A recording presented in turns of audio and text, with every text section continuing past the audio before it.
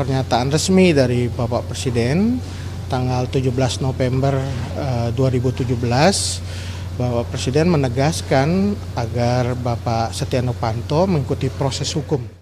Istana melalui staf khusus Presiden Ari Dwipayana menjawab tuduhan mantan Ketua KPK Agus Raharjo. Sebelumnya Agus mengungkapkan bahwa Jokowi pernah memanggilnya dan marah minta menghentikan kasus EKTP. Menurut Agus, Jokowi meminta penghentian kasus korupsi EKTP yang menjerat Setia Novanto. Pernyataan itu disampaikan oleh Agus di salah satu stasiun televisi.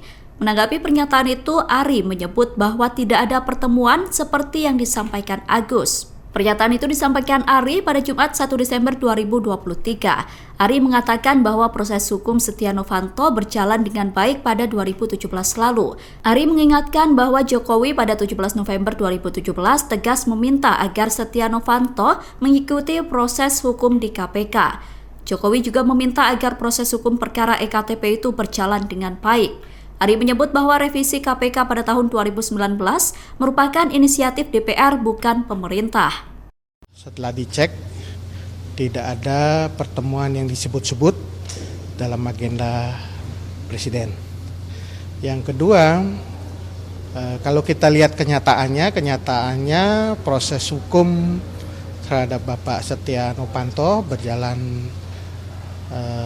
seperti yang kita ketahui bersama, jalan pada tahun 2017 berjalan dengan baik gitu, dan sudah ada putusan pengadilan yang berkekuatan hukum tetap pada saat itu.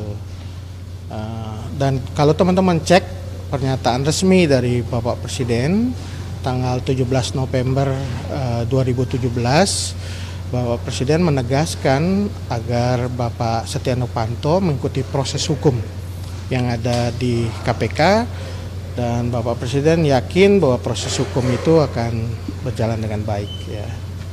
Dan yang terakhir saya ingin sampaikan juga bahwa revisi Undang-Undang KPK itu adalah inisiatif DPR pada tahun 2019 dan bukan inisiatif dari pemerintah.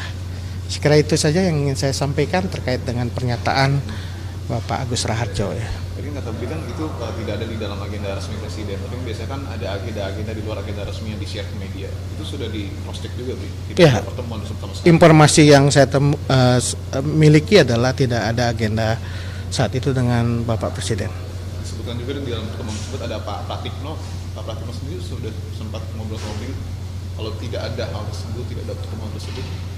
Nanti bisa dicek ke Pak Pratikno karena beliau saat ini berada di Dubai ya.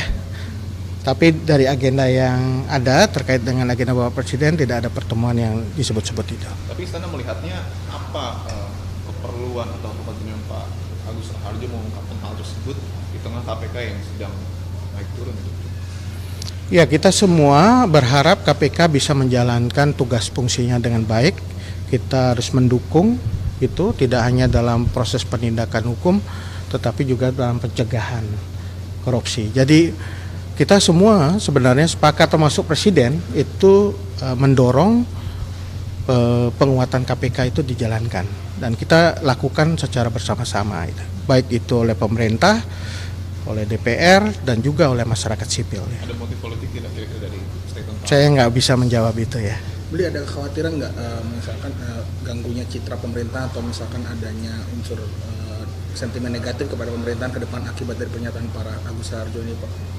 Ya, saya kira masyarakat bisa menilai ya, bisa meng-cross check, melihat informasi itu secara baik apakah benar atau tidak gitu, dan juga melihat kenyataan-kenyataan yang ada. Seperti kali lagi saya sampaikan bahwa Presiden sudah secara resmi menyampaikan tanggal 17 November 2017 dan jejak digitalnya ada bahwa beliau mempertegas agar Setia Novanto mengikuti proses hukum tanggal 17 November 2017. Teman-teman bisa cek bersama.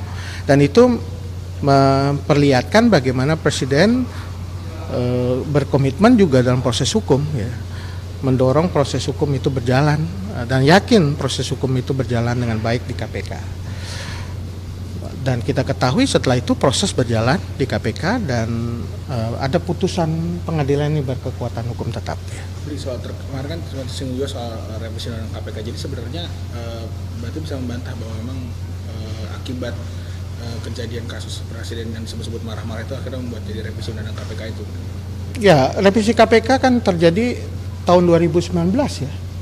2 tahun setelah penetapan Pak Setia Novanto menjadi tersangka, ini kita bisa lihat apakah itu ada hubungannya. Karena ini proses yang berbeda ya, yang terjadi 2 tahun setelah itu. Tapi revisi undang KPK memang bukan dari inisiatif pemerintah, berarti bisa berdasarkan. Bukan inisiatif dari pemerintah, itu inisiatif DPR.